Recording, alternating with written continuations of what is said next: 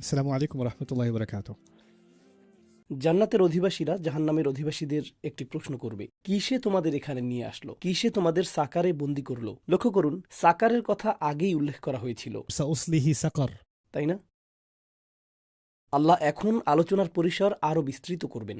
একটি বিষয় আমি আপনাদের কাছে উল্লেখ করেছি, প্রথমেই সেই 1% অভিজাতদের সমালোচনা করা হয়েছিল, আর আল্লাহ বিশেষভাবে উল্লেখ করেছিলেন ذرني ومن خلقت وحيدا وجعلت له مالا ممدودا। কিন্তু শেষের দিকে আল্লাহ বৃহত্তর জনগোষ্ঠীর কথা বলতে যাচ্ছেন। তাই আলোচনাটি শুরু করার আগে আমি চাই আপনারা এই ভূমিকাটা বুঝুন, যার সাহায্যে আমরা এই অনুচ্ছেদটি অনুধাবন করব। যারা ক্ষমতায় আসীন, যাদের বিপুল পরিমাণ সম্পদ রয়েছে, যারা কোনোভাবে পৃথিবী নিয়ন্ত্রণ করার চেষ্টা করে, আপনারা ভাবতে পারেন রাষ্ট্রপ্রধানদের কথা, অথবা বড় জ্বালানি তেল বা টেক কোম্পানির সিইওদের কথা, অথবা অস্ত্র নির্মাতা কোম্পানিগুলোর কথা। আপনারা কি মনে করেন তারা শুধু আনন্দ ফুর্তি করে সময় কাটায়? না, আমি নিশ্চিত যে তারা বসে বসে ভিডিও গেম খেলে না। তারা এমনটা করে না। তারা ব্যস্ত। তারা তারা ঘুম থেকে উঠেই কৌশল তৈরিতে ব্যস্ত, চিন্তায় মগ্ন থাকে, একরকম কলকাঠি নাড়ে, একটার পর একটা মিটিং করতে থাকে, আর বাকি সবাই তাদের নির্দেশ মেনে চলে। এমনকি ঘুমানোর সময়ও তাদের মস্তিষ্ক ব্যস্ত থাকে, তাই না? কারণ আধিপত্য বিস্তার, পৃথিবী দখল করা এবং সাম্রাজ্য গড়ে তোলা, এই সব কিছুর জন্যই একটা ঘোরের মধ্যে থাকা প্রয়োজন। এই লোকগুলো আসলেই আচ্ছন্ন হয়ে থাকে। আল্লাহ তাদের সেই আচ্ছন্নতা সম্পর্কে আমাদেরকে এক ধরনের ইঙ্গিত দিয়েছেন। আল্লাহ বলেছেন, إنه فكر وقدر فقتل كيف قدر ثم قتل كيف قدر। এরা হলো কৌশলী ধরনের মানুষ। তবে তাদের ব্যাপারে একটা বিষয়, আমরা ওয়ালিদ ইবনে মুগিরা সম্পর্কে জানি। প্রথমে সে খুব দরিদ্র ছিল, আর তারপর খুব ধনী হয়েছিল। আপনি এরকম হতে পারবেন না যদি আপনার মাঝে সেই ক্ষিপ্রতা না থাকে এবং পরিশ্রমের সেই মানসিকতা না থাকে। তারা ক্রমাগত চেষ্টা করেই যায়। কিন্তু এই লোকগুলো যখন তারা একটা নির্দিষ্ট অবস্থানে পৌঁছে যায়, তারা জানে যে যদি সবাই পরিশ্রম শুরু করে দেয়, সেটা তাদের জন্য ভালো হবে না। তাই তারা নিশ্চিত করতে চায় যে তারা এমন একটা সংস্কৃতি তৈরি করবে যেখানে মানুষ শুধু আরামায়েশে ডুবে থাকবে। কারণ তারা চায় না বাকি জনগোষ্ঠী উপরে উঠে আসুক, তারা চায় এরা একটা নির্দিষ্ট জায়গাতেই থাকুক। তাই তারা এমন একটা সংস্কৃতি তৈরি করে যা মানুষকে অকেজো জিনিস দিয়ে ব্যস্ত রাখে: খেলাধুলা, বিনোদন, পরচর্চা, গল্পগুজব, কবিতা, এইসব জিনিস। তারা হয়তো এর মধ্যে কোনো একটা কিছু করবে, তবে নিজেদের 97% সময়ই তারা ব্যয় করে নিজস্ব মিশনের পেছনে। কিন্তু তারা চায় সাধারণ মানুষ মূলত এইসব জিনিসের মধ্যে ডুবে থাকুক। এই অনুচ্ছেদটি পড়ার সময় আমরা দেখতে পাবো যে এখন আল্লাহ শুধু শীর্ষ 1%-এর কথা বলছেন না, আল্লাহ এখন জনসাধারণ অর্থাৎ বৃহত্তর জনগোষ্ঠীর কথাও বলছেন। তাদের অনেকেই জাহান্নামে যাবে এবং তাদের জাহান্নামে যাওয়ার কারণ। তাই আমরা শুধু জাহান্নামে অবস্থানকারী নিকৃষ্টতম কিছু মানুষের কথা বলছি না, বরং সাধারণ মানুষও জাহান্নামে যেতে পারে তা নিয়েও বলছি। আল্লাহ আমাদের সবাইকে জাহান্নাম থেকে রক্ষা করুন। তারা প্রথমে বলে, قالوا لم نكن من المصلين।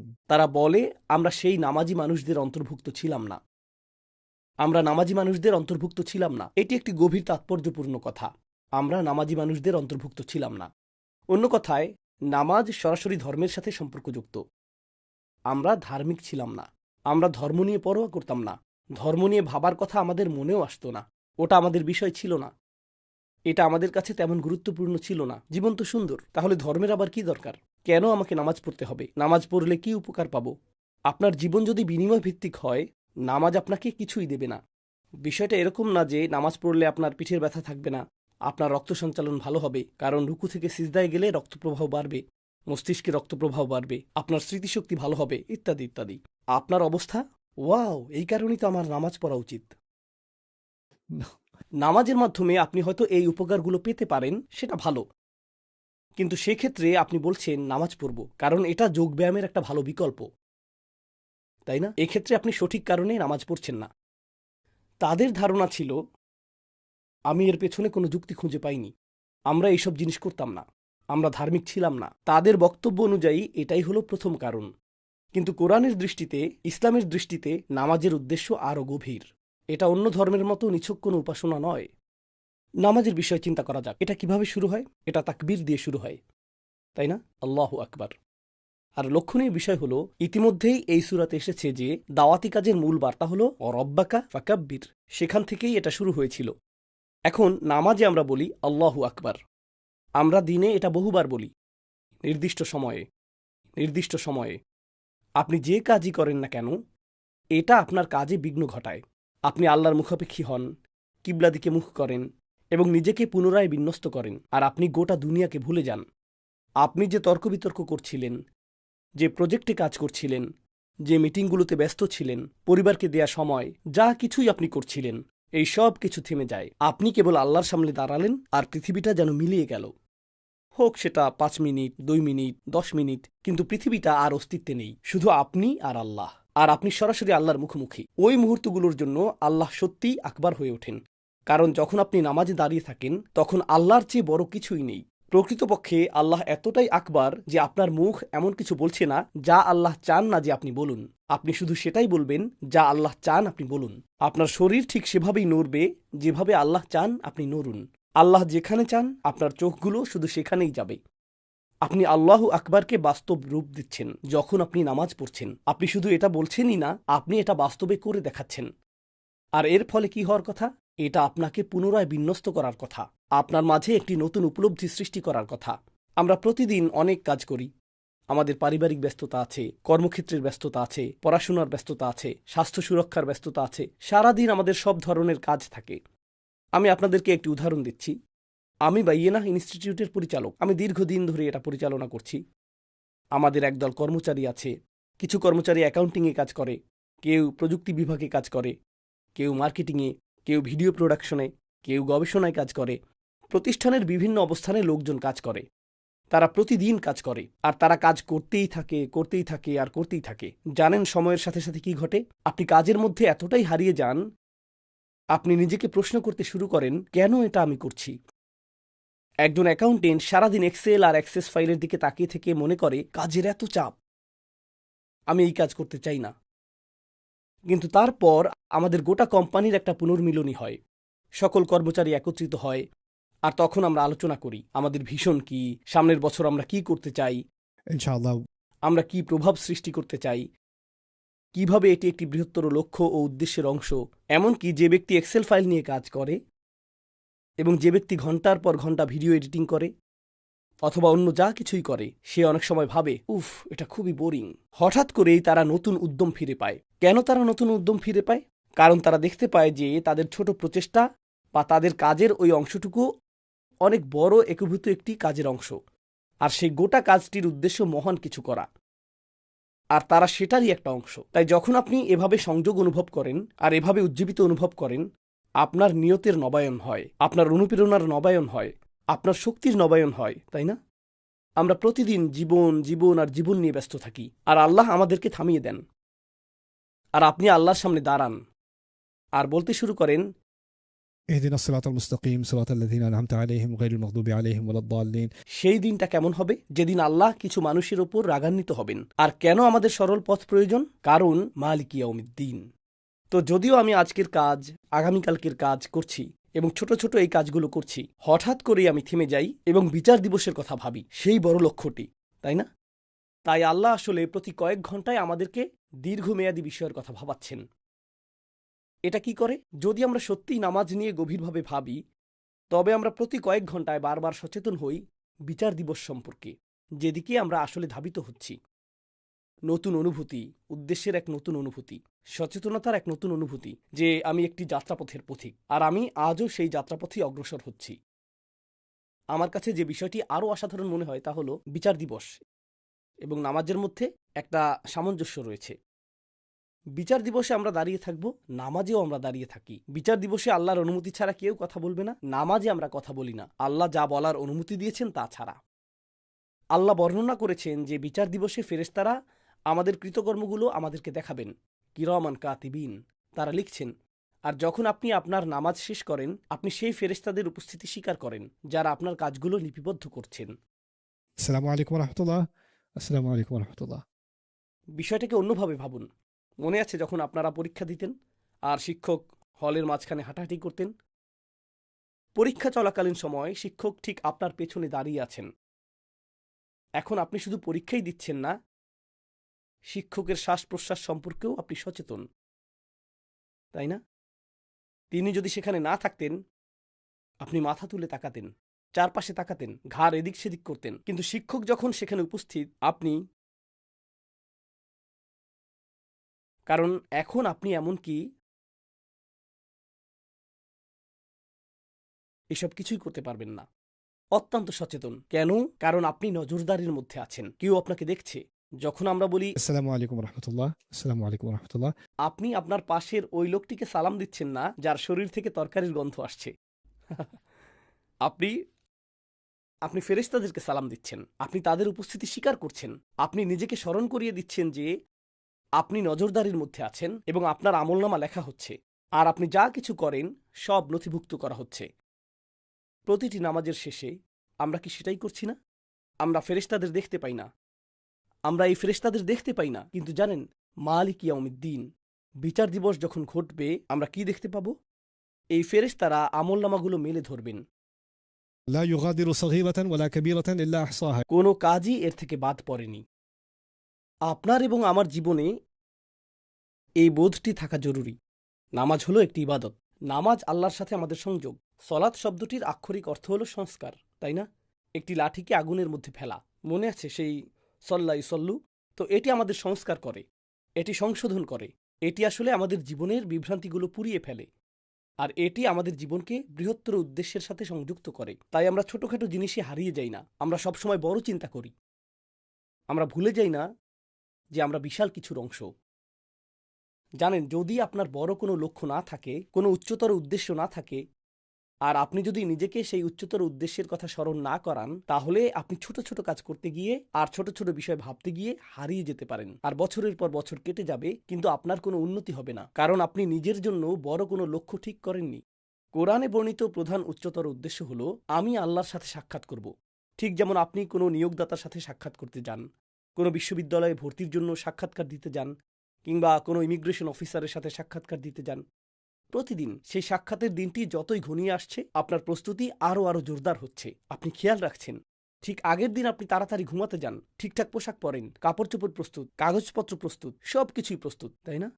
তাই আল্লাহর সাথে সাক্ষাতের যে ধারণা, এর মূল কথা হলো আমরা সেই সাক্ষাতের প্রস্তুতির ব্যাপারে ক্রমাগত আরও বেশি সিরিয়াস হতে থাকি। আর এটাই হলো নামাজের মূল ধারণা। তাই এখন এই মানুষগুলো, এই অপরাধীরা, যাদেরকে জিজ্ঞাসা করা হচ্ছে কিসে তোমাদেরকে জাহান্নামে নিয়ে এলো, তাদের প্রথম উত্তর হলো আমাদের কাছে সেই জিনিসটা ছিল না যা জীবনকে উদ্দেশ্য প্রদান করে। আমাদের কাছে সেই জিনিসটা ছিল না যা আমাদেরকে আধ্যাত্মিকভাবে, আবেগগতভাবে এবং মনস্তাত্ত্বিকভাবে আল্লাহর সাথে সাক্ষাতের দিকে পরিচালিত করে, আর সেটা হলো নামাজ। ক্বালু লাম নাকু মিনাল মুসাল্লিন। আর নামাজ অর্থ আপনি আল্লাহর শ্রেষ্ঠত্ব ঘোষণা করছেন। আমি আপনাদের বাহ্যিক বিবেচনায় বলেছিলাম, আমরা মেনে নেই নামাজ হলো আমাদের উপর আল্লাহর অসীম কর্তৃত্বকে স্বীকার করে নেয়া। তাই এতে কিছু যায় আসে না আপনার বস আপনাকে ডাকছে, নাকি আপনার বোন আপনাকে ডাকছে, আপনার মা আপনাকে ডাকছে, আপনার স্ত্রী আপনাকে ডাকছে, আপনার সন্তান আপনাকে ডাকছে, আপনি নামাজে আছেন, আপনি সাড়া দেন না। আপনার ফোন বাজলেও কিছু যায় আসে না, কিছুতেই কিছু যায় আসে না, কারণ আপনি নামাজ পড়ছেন, আপনি নড়াচড়া করছেন না। যখন আপনি এমনটা করেন, এটা কি এই ইঙ্গিত দেয় না যে আপনার জীবনে অন্য সব কিছুর চেয়ে আল্লাহ সত্যিই মহান? তাকবীর হলো প্রথম ধাপ। নামাজের প্রথম ধাপ হলো তাকবীর। যখন আপনার মাঝে সেটা অনুপস্থিত, তখন আপনার জীবনের অন্য কোনো অংশে কি তাকবীরের বহিঃপ্রকাশ ঘটতে পারে? না। এই কারণে নামাজ হলো ইসলামেরই অপর নাম। নামাজ নিজেই একটি অনন্য বিষয়। এটি শুধুমাত্র একটি কাজ নয়। কোরআনে সূরা বাকারায় আল্লাহ বলেছেন, মা কান আল্লাহু লিইউযিআ ঈমানাকুম। মনে আছে মুসলিমগণ জেরুজালেমের দিকে ফিরে নামাজ পড়তেন, তারপর আল্লাহ নাজিল করলেন যে আমাদেরকে কাবার দিকে ফিরেই নামাজ পড়তে হবে। আর তখন ইহুদিরা মুসলিমদের কাছে এসে বলল, ওহ, তোমরা ভুল দিকে ফিরে নামাজ পড়ছিলে, ওই নামাজগুলো তো বাতিল হয়ে যাবে। আল্লাহ এর জবাব দিলেন এবং বললেন, মা কান আল্লাহু লিইউযিআ ঈমানাকুম, আল্লাহ তোমাদের ঈমানকে নষ্ট হতে দেবেন না। তিনি কিন্তু বলেননি আল্লাহ তোমাদের নামাজ নষ্ট হতে দেবেন না। তিনি বলেছেন আল্লাহ তোমাদের ঈমানকে নষ্ট হতে দেবেন না, কারণ আমাদেরকে শেখানোর উদ্দেশ্যে আল্লাহ মূলত এই কথাটাই বলেছেন যে নামাজই হলো ঈমানের চূড়ান্ত প্রমাণ। তাই যখন জাহান্নামীরা বলছে আমরা নামাজ পড়িনি, তারা আসলে বলছে আমাদের আসলে ঈমানই ছিল না, কারণ সত্যিকার ঈমানের সাথে নামাজ অপরিহার্য। যখন কেউ আমার কাছে এসে বলে, ওস্তাদ আমি পর্দা করি না, আমার কি করা উচিত? নামাজ পড়ুন। ওস্তাদ আমার একটা সমস্যা আছে, আমি মদ ছাড়ার চেষ্টা করছি, আমার কি করা উচিত? নামাজ পড়ুন। ওস্তাদ, আমার কিছু বাজে অভ্যাস আছে যা আমি উল্লেখ করতে চাই না। আমার কি করা উচিত? নামাজ পড়ুন। আমি জানি না কোত্থেকে শুরু করব। নামাজ পড়ুন। আল্লাহর সাথে আমার সম্পর্ক হ্রাস পেয়েছে। নামাজ পড়ুন। কয় ওয়াক্ত? 5 ওয়াক্ত। 5 ওয়াক্ত। আমি জানি না কিভাবে বলবো। নামাজ পড়ার সময় আমি কোনো কিছুই অনুভব করি না। ওকে, নামাজ পড়ুন। নামাজ ছেড়ে দেবেন না। নামাজ ত্যাগ করবেন না। কারণ জাহান্নামের অধিবাসীরা প্রথমেই যে কথাটা বলবে তা হলো, আমরা নামাজীদের অন্তর্ভুক্ত ছিলাম না। আপনি কি মুক্তি পেতে চান? আপনি কি সেখানে যেতে চান না? আমি এটাও বলছি না যে আপনার নামাজ পড়া উচিত যাতে জাহান্নাম থেকে বাঁচতে পারেন। সেই কারণে আমি আপনাকে নামাজ পড়তে বলছি না। আমি বলছি আপনার নামাজ পড়া উচিত যাতে আপনার জীবনে একটা উদ্দেশ্য থাকে, যাতে আপনার জীবনে একটা অর্থ থাকে, যাতে আপনি এই জীবনে সুরক্ষিত থাকতে পারেন। আর তারপর এর অন্য দিকটি হলো, নামাজ আমাদেরকে ভবিষ্যতের সাথে যুক্ত করে, আল্লাহর সাথে আমাদের সেই সাক্ষাৎ। তবে আরও একটি বিষয় রয়েছে। আল্লাহ বলেছেন, ইন্না সলাতা তানহা আনিল ফাহশাই ওয়াল মুনকার। নামাজ হলো সেই জিনিস যা আপনাকে অশ্লীলতা থেকে রক্ষা করবে। আর নামাজি হলো সেই জিনিস যা আপনাকে অন্য সব মন্দ কাজ থেকে রক্ষা করবে। অন্য কথায়, আমার মাঝে, আপনার মাঝে, প্রতিটি মানুষের মাঝেই খারাপ কাজ করার একটা বাসনা রয়েছে। আর যে জিনিসটি আপনাকে আপনার ভেতরের সেই দহন, সেই আগুনকে জয় করার শক্তি দেবে, তা হলো নামাজ। নামাজ হলো প্রতি কয়েক ঘন্টা পর পর ফাহশা ওয়াল মুনকারের জন্য অগ্নি নির্বাপক যন্ত্র। আপনার মেজাজের সমস্যা, আপনার হরমোনের সমস্যা, আপনার কিছুর প্রতি আপনার আসক্তি, যে কোনো কিছুর প্রতি আপনার আসক্তি বা অন্য যা কিছু হোক, সব কিছু, আমাদের ভেতরের সকল মন্দ, আমাদের ভেতরের মুনকার, আমাদের ভেতরের ফাহশা, সব কিছুই দমন হয়ে যাবে। কারণ আল্লাহ বলছেন, ইন্না সলাতা তানহা আনিল ফাহশা ইওয়াল মুনকার। নামাজ হলো সেই জিনিস যা অশ্লীলতা এবং মন্দকে শেকড় গাড়তে দেয় না, এটা তা থামিয়ে দেয়। ওয়ালা যিকরুল্লাহি আকবার। আল্লাহর জিকির সত্যিই সবচেয়ে বড়। আর নামাজ আসলে কি? এটি হলো আল্লাহর জিকির। এটি আল্লাহর চূড়ান্ত জিকির। এর চেয়ে ভালো কোনো আধ্যাত্মিক চর্চা নেই। আমি কথা বলতে কখনো ক্লান্ত হই না, কারণ আমরা এমন একটা ধারণা তৈরি করেছি যে আল্লাহর সাথে আধ্যাত্মিক সম্পর্কটা আমাদের অন্য কোথাও খুঁজতে হবে।